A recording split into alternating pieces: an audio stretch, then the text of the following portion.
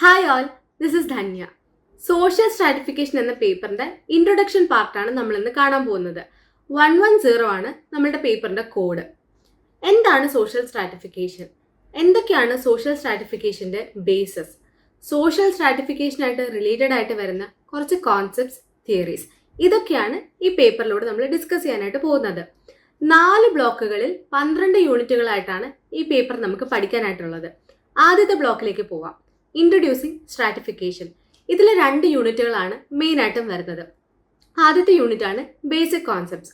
Basic ആയിട്ടുള്ള കുറച്ച് concepts. എന്താണ് സോഷ്യൽ സ്ട്രാറ്റിഫിക്കേഷൻ? എങ്ങനെയാണ് അത് ഇവോൾവ് ആയിട്ട് വന്നിട്ടുള്ളത്?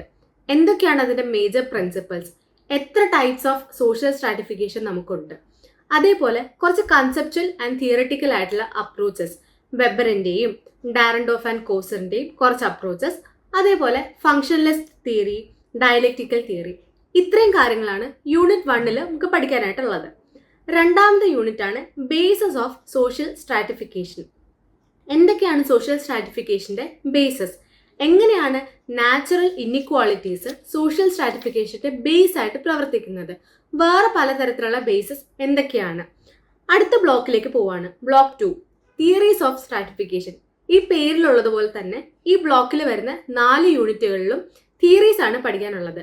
Weberian theory, Marxian theory, functionalist theory, interactional and attributional theories. ഇതിൽ ആദ്യത്തെ യൂണിറ്റിലേക്ക് പോവാം. Unit 3, Marxian theory. ആരാണ് കാൾ മാർക്സ്? എന്തൊക്കെയാണ് കാൾ മാർക്സ് സൊസൈറ്റിയെ പറ്റി നമുക്ക് മനസ്സിലാക്കാനായിട്ട് കോൺട്രിബ്യൂട്ട് ചെയ്തിട്ടുള്ളത്? എന്താണ് കാൾ മാർക്സിന് സ്ട്രാറ്റിഫിക്കേഷനെ പറ്റിയിട്ട് പറയാനായിട്ട് ഉണ്ടായിരുന്നത്? കാൾ മാർക്സിന്റെ ഒരു മേജർ കോൺസെപ്റ്റ് ആണ് historical materialism. Historical materialism use ചെയ്തുകൊണ്ട് എങ്ങനെയാണ് അദ്ദേഹം സ്ട്രാറ്റിഫിക്കേഷനെ എക്സ്പ്ലെയിൻ ചെയ്തിരുന്നത്? ക്ലാസ് സ്ട്രഗിൾ, ക്ലാസ് കോൺഷ്യസ്നസ്, ഇതുപോലുള്ള പല കോൺസെപ്റ്റ്സും നമ്മൾ ഈ യൂണിറ്റിൽ ഡിസ്കസ് ചെയ്യുന്നത്. ക്യാപിറ്റലിസ്റ്റ് ഇൻഡസ്ട്രിയൽ സൊസൈറ്റിയിൽ എക്സിസ്റ്റ് ചെയ്തിരുന്ന 2 മെയിൻ ക്ലാസ്സുകളായിരുന്ന ബൂർഷ്വാസിനെയും പ്രൂലിറ്ററേറ്റ്സിനെയും പറ്റിയിട്ടും ഈ യൂണിറ്റിൽ ഡിസ്കഷൻ നടക്കുന്നുണ്ട്. എന്തൊക്കെയായിരുന്നു കാൾ മാർക്സിന് ഫേസ് ചെയ്യേണ്ടി വന്ന ക്രിറ്റിസിസംസ്? ഇത്രയുമാണ് യൂണിറ്റ് 3 പഠിക്കാനുള്ളത്. അടുത്ത യൂണിറ്റ് ആണ് യൂണിറ്റ് 4, വെബേറിയൻ തിയറി. ഇവിടെ മാക്സ് വെബറിന് എന്തായിരുന്നു സ്ട്രാറ്റിഫിക്കേഷനെ പറ്റിയിട്ട് പറയാനായിട്ട് ഉണ്ടായിരുന്നത്? കാൾ മാർക്സിനെ പോലെ തന്നെ മാക്സ് വെബറും വിശ്വസിച്ചിരുന്നത് ക്ലാസ് എന്ന് പറയുന്ന ഒരു കോൺസെപ്റ്റ് സ്ട്രാറ്റിഫിക്കേഷന്റെ ബേസ് ആയിരുന്നു എന്നത് തന്നെയാണ്. അദ്ദേഹം കൊണ്ടുവന്നിട്ടുള്ള ഒരു കോൺസെപ്റ്റാണ് ലൈഫ് ചാൻസസ്. അതിനെ പറ്റിയിട്ട് ഡീറ്റെയിൽ ആയിട്ട് നമ്മൾ ഈ വീഡിയോയിൽ പഠിക്കുന്നുണ്ടായിരിക്കും. ഈ വീഡിയോയിലല്ല, അടുത്ത വീഡിയോയിൽ പഠിക്കുന്നുണ്ടായിരിക്കും. 4 different types of classes in capitalist society എന്താണെന്ന് പറയുന്നുണ്ട്. അതേപോലെ സ്ട്രാറ്റിഫിക്കേഷനിൽ എന്ത് റോളാണ് സ്റ്റാറ്റസിനും പവറിനും ഉണ്ടായിട്ടുള്ളത് എന്നും പറയുന്നുണ്ട്. ഇതൊക്കെ കൂടാണ്ട് ഫൈനലി കാൾ മാർക്സും മാക്സ് വെബറും തന്നിട്ടുള്ള തിയറീസിൽ ഉള്ള സിമിലാരിറ്റീസും ഡിഫറൻസസും എന്തൊക്കെയാണ് അതും ഈ യൂണിറ്റിൽ പറയുന്നുണ്ട്. അടുത്ത യൂണിറ്റ് ആണ് യൂണിറ്റ് 5, ഫങ്ഷനലിസ്റ്റ് തിയറീസ്. ഈ തിയറി പ്രൊപ്പൗണ്ട് ചെയ്തത് അല്ലെങ്കിൽ പുട്ട് ഫോർവേഡ് ചെയ്തത് 2 അമേരിക്കൻ സോഷ്യോളജിസ്റ്റ് ആണ്, ടാൽക്കോട്ട് പാസനും കിങ്സ്ലി ഡേവിസും. ഇവർ രണ്ടുപേരും എന്താണ് ഫങ്ഷൻലെസ് തിയറിയെ പറ്റി പറഞ്ഞിട്ടുള്ളത് എന്നാണ് ഈ യൂണിറ്റിൽ വരുന്നത്. എങ്ങനെയാണ് ഒരു സൊസൈറ്റി സർവൈവ് ചെയ്യുന്നത്? എന്തൊക്കെ റീസൺസ് ആണ് ഒരു സൊസൈറ്റിയുടെ സർവൈവലിൽ വരുന്നത്? എങ്ങനെയൊക്കെയാണ് ഒരു മനുഷ്യന്റെ ബിഹേവിയർ മറ്റൊരു മനുഷ്യന്റെ ബിഹേവിയറിനെ ഇൻഫ്ലുവൻസ് ചെയ്യുന്നത്? ഇതൊക്കെയാണ് ഈ യൂണിറ്റിൽ പറയുന്നത്.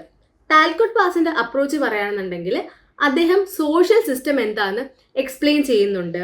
അതേപോലെ റൂൾസ് ഓഫ് ബിഹേവിയർ എന്താണെന്ന് എക്സ്പ്ലെയിൻ ചെയ്യുന്നുണ്ട്. വാല്യൂ കൺസെൻസസ് എന്ന് പറയുന്ന ഒരു ഇമ്പോർട്ടൻ്റ് ആയിട്ടുള്ള ഒരു കോൺസെപ്റ്റ് ഉണ്ട്. ആ കോൺസെപ്റ്റ് ഈ യൂണിറ്റിലാണ് വരുന്നത്. അതേപോലെ തന്നെ ഡേവിസ് മൂർ തിയറിനെ പറ്റിയിട്ടും ഇവിടെ എക്സ്പ്ലെയിൻ ചെയ്യുന്നുണ്ട്. ഡേവിസും മൂറും കൂടി ചേർന്നിട്ടാണ് ഫങ്ഷൻലെസ് തിയറി ഓഫ് സ്ട്രാറ്റിഫിക്കേഷന് ഫർദർ ആയിട്ട് ഡെവലപ്പ് ചെയ്ത് കൊണ്ടുവന്നിരുന്ന 2 സോഷ്യോളജിസ്റ്റ്. അവർക്ക് എന്താണ് സ്ട്രാറ്റിഫിക്കേഷനെ പറ്റി പറയാനായിട്ട് ഉണ്ടായിരുന്നത് എന്നും ഇതിൽ പറയുന്നുണ്ട്. അതായത് സ്ട്രാറ്റിഫിക്കേഷന്റെ ഫങ്ഷൻസ് എന്തൊക്കെയാണ്, എന്താണ് സ്ട്രാറ്റിഫിക്കേഷന് സൊസൈറ്റിയിലുള്ള റോള്, ഇന്നത്തെ കാലത്ത് എന്ത് റെലവൻസ് ആണ് സ്ട്രാറ്റിഫിക്കേഷൻ ഉള്ളത്, ഇതൊക്കെ അവർ എക്സ്പ്ലെയിൻ ചെയ്തിട്ടുണ്ടായിരുന്നു. ഫൈനലി ഇവരൊക്കെ ഫേസ് ചെയ്തിരുന്ന ക്രിറ്റിസിസംസ് എന്തായിരുന്നു എന്നും പറയുന്നുണ്ട്. അടുത്ത യൂണിറ്റ് ആണ് യൂണിറ്റ് 6, ഇന്ററാക്ഷണൽ ആൻഡ് ആട്രിബ്യൂഷണൽ തിയറീസ്. ഇവിടുത്തെ മെയിൻ കോൺസെപ്റ്റ് കാസ്റ്റ് ആണ്. എന്തായിരുന്നു കാസ്റ്റ്? കാസ്റ്റിന്റെ ഏർലി എക്സ്പ്ലനേഷൻസ്, അതിപ്പോൾ റിലീജിയസ് ആയിട്ടുള്ള എക്സ്പ്ലനേഷൻസ് ആയാലും സോഷ്യോളജിക്കൽ ആയിട്ടുള്ള എക്സ്പ്ലനേഷൻസ് ആയാലും അത് നമ്മളിവിടെ പറയുന്നുണ്ട്, ഡിസ്കസ് ചെയ്യുന്നുണ്ട്. എന്ത് ആണ് കാസ്റ്റിനെ മറ്റ് ഫോംസ് ഓഫ് സോഷ്യൽ സ്ട്രാറ്റിഫിക്കേഷനിൽ നിന്നും ഡിസ്റ്റിങ്വിഷ് ചെയ്തിരുന്ന ഫാക്ടേഴ്സ് എന്നത് ഇവിടെ മെയിൻ ഡിസ്കഷൻ പോയിന്റ് ആയിട്ട് വരുന്നുണ്ട്. അതേപോലെ തന്നെ GS ഗുരയുടെ, JH ഹട്ടന്റെ, MN ശ്രീനിവാസ് ഇവരുടെയൊക്കെ കുറച്ച് എക്സ്പ്ലനേഷൻസ് ഈ യൂണിറ്റിൽ വരുന്നുണ്ട്.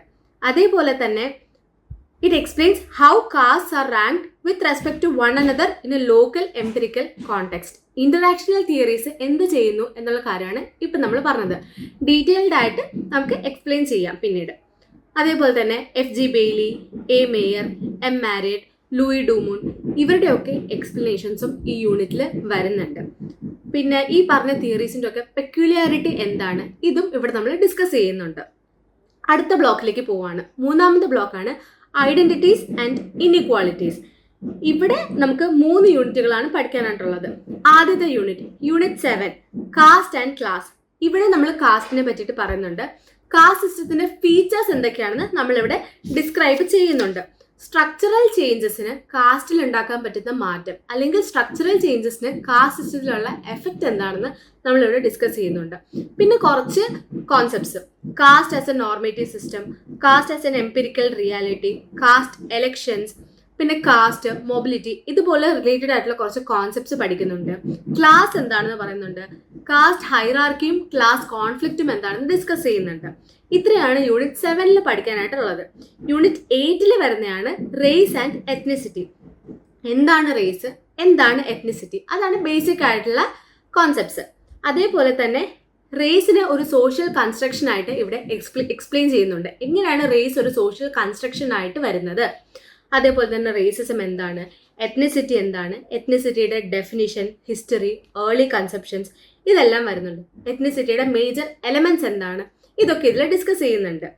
അതുകൂടാണ്ട് കുറച്ച് കണ്ടംപററി പെർസ്പെക്റ്റീവ്സ് ഉണ്ട് എത്നിസിറ്റിക്ക്, അതും ഇവിടെ ഡിസ്കസ് ചെയ്യുന്നുണ്ട്. അതായത് ethnicity and functionalism, political perspectives on ethnicity ഇതൊക്കെയാണ് മെയിനായിട്ടും ഈ യൂണിറ്റിൽ ഡിസ്കസ് ചെയ്യുന്നത്. എത്നിക് സ്ട്രാറ്റിഫിക്കേഷൻ എന്ന് പറഞ്ഞൊരു കോൺസെപ്റ്റ് ഉണ്ട്, അതിനും ഇവിടെ കുറച്ച് സ്ട്രെസ് കൊടുക്കുന്നുണ്ട്. എത്നോ നാഷണലിസം, പിന്നെ concept of nation and ethnic group, ഇങ്ങനെ കുറച്ച് കാര്യങ്ങളാണ് ഈ യൂണിറ്റിൽ കംപ്രൈസ് ചെയ്യുന്നത്. അടുത്ത യൂണിറ്റാണ് യൂണിറ്റ് 9 ജെൻഡർ ഇൻഇക്വാളിറ്റീസ്. ഇവിടെ ബോഡി എന്ന് പറയുന്നൊരു ബോഡിയുടെ കോൺസെപ്റ്റാണ് നമ്മളിവിടെ പഠിക്കാൻ പോകുന്നത്. എങ്ങനെയാണ് ബോഡി എന്ന് പറയുന്നത് ഒരു മീഡിയം ഓഫ് കൾച്ചർ ആവുന്നത്, അതാണ് ഈ യൂണിറ്റിൽ ഡിസ്കസ് ചെയ്യാൻ പോകുന്നത്. Sociological understanding of body, gender identity എന്താണ്, ജെൻഡർ ഐഡന്റിറ്റിയിലേക്ക് ലീഡ് ചെയ്യുന്ന ഫാക്ടേഴ്സ് എന്തൊക്കെയാണ്, അതേപോലെ തന്നെ ഒരു ഇമ്പോർട്ടൻറ്റ് ടേം ആയിട്ടുള്ള ജെൻഡർ സോഷ്യലൈസേഷൻ. എന്താണ് ജെൻഡർ സോഷ്യലൈസേഷൻ, ജെൻഡർ സോഷ്യലൈസേഷൻ്റെ മെയിൻ ഏജൻസ് ഏതൊക്കെയാണ്, culture, religion, education, media, language ഇതേപോലുള്ള ഓരോ ഏജൻസ് ഓഫ് ജെൻഡർ ഐഡന്റിറ്റിയും നമ്മൾ ബ്രീഫായിട്ട് ഇവിടെ പഠിച്ചു പോകുന്നുണ്ട്. അടുത്ത ബ്ലോക്ക്, ഫൈനൽ ബ്ലോക്കാണ് 4ാമത്തെ ബ്ലോക്ക്, മൊബിലിറ്റി ആൻഡ് റീപ്രൊഡക്ഷൻ. ഇവിടെ നമുക്ക് 3 യൂണിറ്റ് ആണുള്ളത്. ആദ്യത്തെ unit 10 concepts and forms of social mobility. ഇവിടെ മൊബിലിറ്റി എന്താണ്, മൊബിലിറ്റിയുടെ ടൈപ്സും ഫോംസും പറയുന്നുണ്ട്. മൊബിലിറ്റിയിൽ വരുന്ന ഡയമെൻഷൻസ് ആൻഡ് ഇംപ്ലിക്കേഷൻസ് പറയുന്നുണ്ട്. പല ടൈപ്പ് മൊബിലിറ്റി ഉണ്ടല്ലോ, Inter generational mobility, intra generational mobility, പിന്നെ ഡൗൺവേർഡ് ആൻഡ് അപ്വേർഡ് മൊബിലിറ്റി, ഇതിനെ പറ്റിയിട്ടൊക്കെ ബ്രീഫായിട്ട് നമ്മളിവിടെ ഡിസ്കസ് ചെയ്യുന്നുണ്ട്. അതേപോലെ തന്നെ സോഷ്യൽ മൊബിലിറ്റിയെ മോഡേൺ അനാലിസിസും ഇവിടെ നടത്തുന്നുണ്ട്. ഇവിടെ മെയിനായിട്ട് നമുക്ക് 2 തിയറീസ് പഠിക്കാനുണ്ട്. ലിബറൽ തിയറി ഓഫ് ഇൻഡസ്ട്രിയലിസവും ലിപ്സച്ച് ആൻഡ് ജെറ്റൻബർഗ്സ് തിയറിയും പഠിക്കാനായിട്ടുണ്ട്.